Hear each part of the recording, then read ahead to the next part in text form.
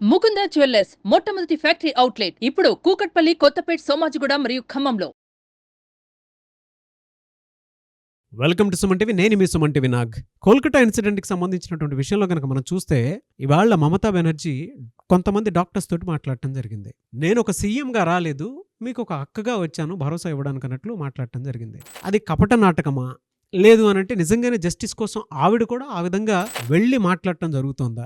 దీనికి సంబంధించినటువంటి కీలక అప్డేట్స్ ఏంటి? అండ్ ఆ విధంగా మాట్లాడడానికి అంటే ఇది ఎక్కడి వరకు వెళ్తుందో అనుకున్నటువంటి ఆలోచనతోనూ లేదంటే భయాందోళనతోనూ అక్కడ దాకా వెళ్ళటం జరిగిందా? ఎందుకు అని అంటే ఇప్పటికే దాని మీద రాష్ట్రపతి స్పందించడం జరిగింది, త్వరితగతిన జస్టిస్ ఇవ్వండి అని చెప్పేసి.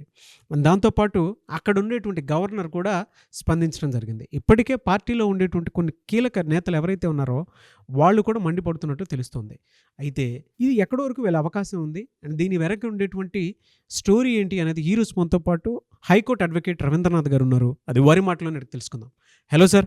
హాయ్ అండి నాగరాజ్ గారు. ఈ మధ్య కాలంలో అంటే మొన్నటి వరకు 30 days వరకు ఆవిడే స్టేట్మెంట్ ఇవ్వలేదు, ఏ స్టేట్మెంట్ మాట్లాడలేదు.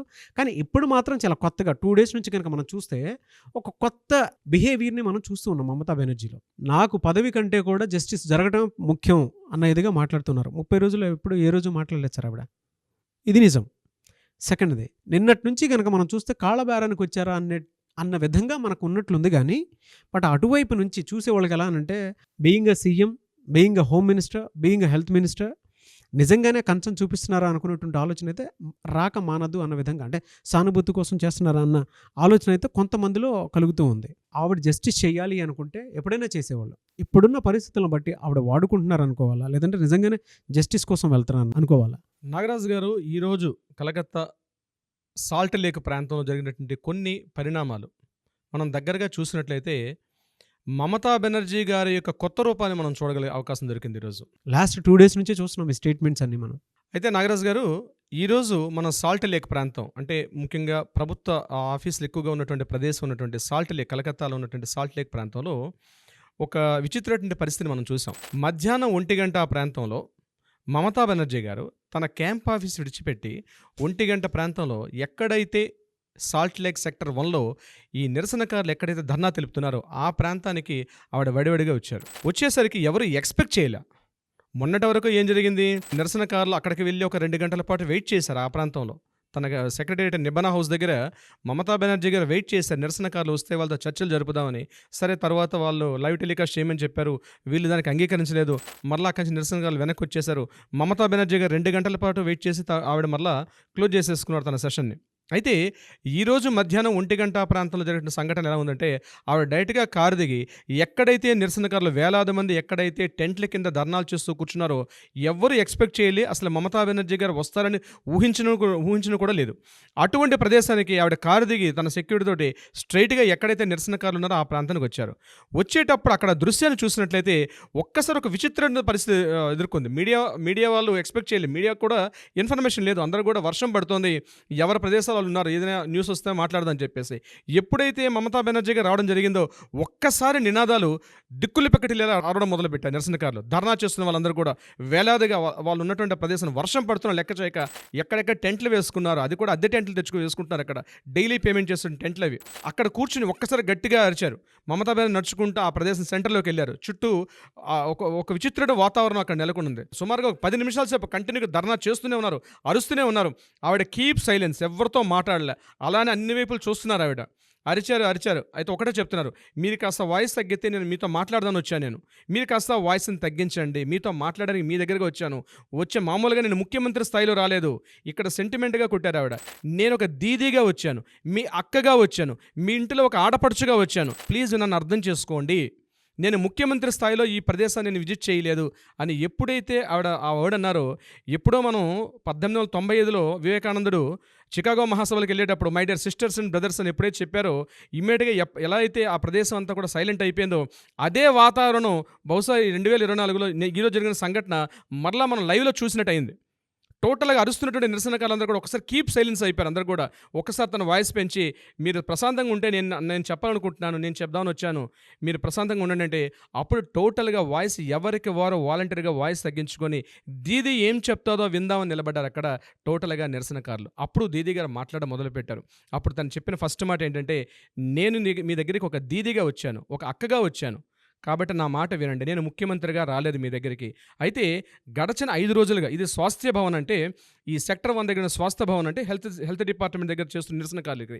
ఈ స్వాస్థ్య భవన్ బయట మీరు రాత్రంతా కూడా, నిన్న రాత్రి కుండపోత వర్షం కురిసింది, మీరు ఆ వర్షాన్ని లెక్క చేయకుండా ఆ వర్షంలో తడుస్తూ కూడా మీరు ఏదైతే యాజిటేషన్ చేస్తున్నారో, నేను పడుకున్నట్టు నా ఇంట్లో నాకు నిద్ర పట్టలేదు, మీ అరుపులే నా చెవులో గింగిరాలు తిరుగుతున్నాయి, నాకు అవి రింగుమని తిరుగుతున్నాయి ఆ వాయిస్, నేను నైట్ ఫుడ్ కూడా తినలేదు, నేను భోజనం తీసుకోలేదు, రొట్టె తిందామని ప్రయత్నం చేశాను కానీ అది తినకుండా పక్కన పడేశాను, మీ అరుపులే నా చెవుల్లో వినిపిస్తున్నాయి, అలాగే నాకు నిద్ర పట్టలేదు, నా డిపార్ట్మెంట్లో ఉన్న అందరితో కూడా పిలిచి మాట్లాడాను, ఏం జరుగుతుంది, అయితే పోలీసులు ఆవేశపడుతున్నారు, వాళ్ళందరినీ నేను కంట్రోల్ చేశాను, మీ మీద ఎటువంటి ప్రతిచర్య చేయొద్దు, మిమ్మల్ని కొట్టొద్దు తిట్టొద్దు, వాళ్ళు చేస్తున్న నిరసనకాలని కంటిన్యూ చేయనివ్వని చెప్పి నేను వాళ్ళతో మాట్లాడడం జరిగింది. కంటిన్యూగా త్రూఅవుట్ నాకు ఒక నిమిషం కూడా నిద్రపోకుండా ఎంత తొందరగా తెల్లారుతుందా, ఎంత తొందరగా మీ దగ్గరకు వస్తాననే ఉద్దేశంతో నేను ఇలా వడివడిగా మీ దగ్గరకు వచ్చానని ఎప్పుడైతే తను మమతా బెనర్జీ గారు చెప్పడం జరిగిందో, ఒక్కసారి ఆ ప్రాంతం అంతా కూడా స్తబ్దం అయిపోయింది నాగరాజు గారు. అంటే ఒక ముఖ్యమంత్రి స్థాయి వ్యక్తి, కొన్ని లక్షలాది మంది ఒక దేవతగా పూజించుకున్నారు, మట్టి తల్లి అంటారు, నేల తల్లి అంటారు, ఇంకా చెప్పాలంటే మమతా బెనర్జీని సాక్షాత్ ఒక దుర్గాదేవి అవతారంగా కొలుస్తారు కొన్ని ప్రాంతాల్లో మమతా బెనర్జీని. అలాంటి వ్యక్తి సాక్షాత్తు తన ముఖ్యమంత్రి క్యాంప్ ఆఫీస్ విడిచిపెట్టి తను ఎప్పుడైతే కంటిన్యూగా ఆ ప్రాంతానికి వచ్చారో ఒక విచిత్రమైన వాతావరణం నెలకొంది. ఒక్కటే రిక్వెస్ట్ చేశారు, మీ డ్యూటీస్లోకి మీరు తిరిగి వెళ్ళండి, మీరేదైతే డిమాండ్స్ ఉన్నారో నేను మా డిపార్ట్మెంట్ వాళ్ళతో మాట్లాడి పరిష్కరిస్తాను, ఆల్రెడీ సుప్రీంకోర్టు ఆర్డర్ కూడా ఉంది, మిమ్మల్ని 10వ తారీఖు తర్వాత ఇమీడియట్గా డ్యూటీస్లో జాయిన్ అవ్వమని చెప్పి. మీరు డిమాండ్స్ ఏదైతే చేస్తున్నారో మీ డిమాండ్స్ ఖచ్చితంగా సక్రమైన డిమాండ్సే. నేను అపాలజీ చెప్తున్నాను, ఇక్కడే కాదు, కేవలం ఇక్కడ బెంగాలీ ప్రజలకే కాదు, దేశవ్యాప్తంగా ప్రపంచవ్యాప్తంగా ఎక్కడెక్కడైతే బెంగాలీస్ ఉన్నారో అందరికీ నేను క్షమాపణ చెప్తున్నాను. నా హయాంలో ఇట్లా జరగడం చాలా దురదృష్టకరం. ఎవరైతే ఈ సంఘటన జరిగిందో బాధితురాలకి, ఆ బాధితురాల యొక్క తల్లిదండ్రులకి నేను సత్వరం న్యాయం చేస్తాను, మా డిపార్ట్మెంట్ అన్నీ కూడా పనిచేస్తాయి. ఇప్పుడే నేను ఒక డెసిషన్ తీసుకుంటున్నాను, ఎక్కడెక్కడైతే గవర్నమెంట్ మెడికల్ కాలేజీలో ఉన్నటువంటి పేషెంట్ వెల్ఫేర్ అసోసియేషన్స్ ఉన్నాయో ఈ క్షణమే వాటిని రద్దు చేస్తున్నాను.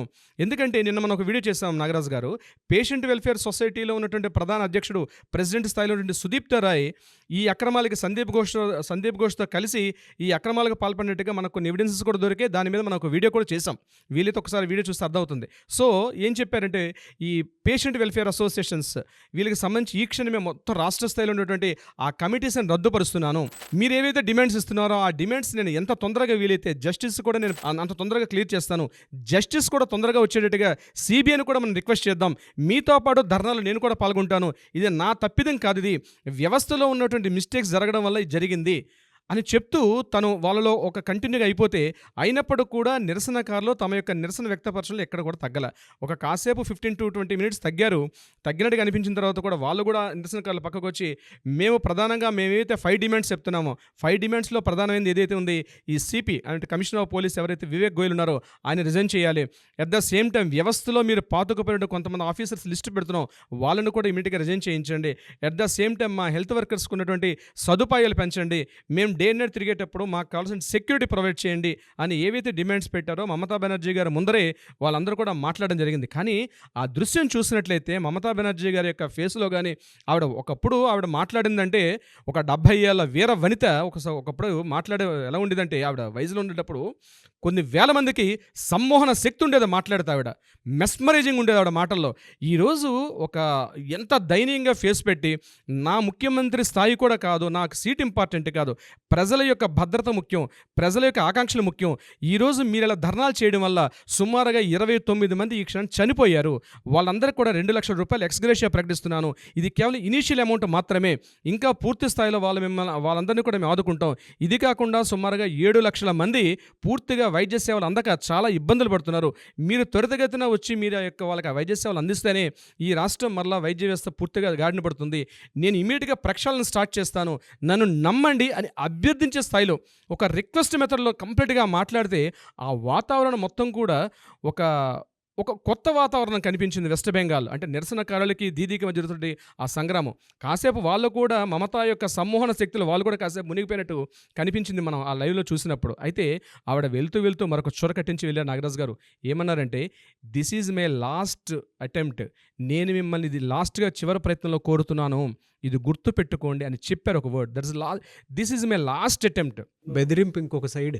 ఇది నా చివరి attempt. This is my last attempt అన్న వర్డ్ రిపీటెడ్గా 3-4 టైమ్స్ వాడి వడివడిగా నడుచుకుంటూ అక్కడి నుంచి మళ్ళీ కారు ఎక్కి వెళ్ళిపోయారు. మీడియా ప్రతినిధులందరూ కూడా రౌండప్ చేశారు, ఏమైనా మాట్లాడతారని చెప్పి. ఎవరితో మాట్లాడకుండా తన కారులోకి వెళ్ళి తన క్యాంప్ ఆఫీస్లోకి వెళ్ళిపోయారు మమతా బెనర్జీ గారు. అయితే వెళ్ళిన తరువాత జరిగిన సంఘటన డిఫరెంట్ సిచ్యుయేషన్. ఎవరైతే చీఫ్ సెక్రటరీ మనోజ్ పంత్ గారు ఉన్నారో, ఇందాక జస్ట్ ఒక 2 అవర్స్ బ్యాక్ ఒక ప్రెస్ నోట్ రిలీజ్ చేశారు నిరసనకారులకి. శనివారం, ఈరోజు 14 సెప్టెంబర్, ఈరోజు సాయంత్రం 6 గంటలకి దీదీ తన హౌస్లో, తన ఇంట్లో వెయిట్ చేస్తుంటారు. మీ నిరసనకారులు ఎవరైనా వచ్చి మాట్లాడొచ్చు అని ఒక లెటర్ పంపించడం జరిగింది. మరి దానికి నిరసనకారులు ఎలా స్పందిస్తారన్నది బహుశా మనం వెయిట్ చేస్తే న్యూస్ అందే ప్రయత్నం జరుగుతుంది. 6 గంటలకి మరి నిరసనకారులు వెళ్తారా లేదా వెళ్ళరా, ఆ ముఖ్యమంత్రి స్థాయిలో ఇచ్చినటువంటి మమతా బెనర్జీ గారు ఇచ్చిన ఆ రిక్వెస్ట్ని యాక్సెప్ట్ చేస్తారా చేయరంది మరి మనకు కొద్ది గంటల్లో తెలిసే అవకాశం అయితే ఉంటుంది దీనికి సంబంధించి. At the same time DGP అయినటువంటి రాజీవ్ కుమార్ గారు కూడా ఒక అపీల్ చేశారు. మీరందరూ కూడా ఇమీడియట్గా మీ నిరసనలు క్లోజ్ చేసుకొని మీరు ఇమీడియట్గా మీ ఇళ్ళకి వెళ్ళండి. డెఫినెట్గా రాష్ట్ర ప్రభుత్వం దీని యొక్క చర్యలు తీసుకుంటుంది. జ్యుడిషియల్ వ్యవస్థ ఉంది కాబట్టి న్యాయం వచ్చే అవకాశం ఉంటుంది. ఎంతవరకు అవకాశాలు ఉంటే మేము మీ తరపున మేము కూడా పోరాట చేస్తామని డీజీపీ గారు ఒక రిక్వెస్ట్ ఇచ్చారు. హెల్త్ సెక్రటరీ గారు ఎన్ఎస్ నిగమ్ గారు ఆయన ఒక లెటర్ ఇవ్వడం జరిగింది. మనోజ్ పంత్ గారు ఒక లెటర్ ఇచ్చారు. ఏదేమైనప్పటికీ కూడా ఒక విచిత్రమైన ఒక సిచ్యువేషన్ అక్కడ ఫామ్ అయింది ఈరోజు. మరి 6 గంటలకి నిరసనకారులు వెళ్తారా వెళ్ళరంది మనం నెక్స్ట్ ఎపిసోడ్లో మాట్లాడదాం నాగరాజు గారు. డెఫినెట్గా అండి, మరి కొద్దిసేపట్లో తెలుస్తుంది. ఈరోజు ఎంత లేట్ అయినా సరే చేసేసి వెళ్దాం సార్. తప్పనిసరిగా నాగరాజు గారు. ఏదేమైనా we want justice, we demand justice. ఒక్కొక్క సరికొత్త ఆలోచనకి, ఒక మంచి జస్టిస్కి ఇది పునాది కాబోయే అవకాశం ఉందా లేదా అనేది మరి కొద్దిసేపట్లో తెలుస్తుంది. ఎనీవేస్ థ్యాంక్ యూ అండి. Thank you so much Ravindranath గారు. Thank you so much Nagaraju గారు.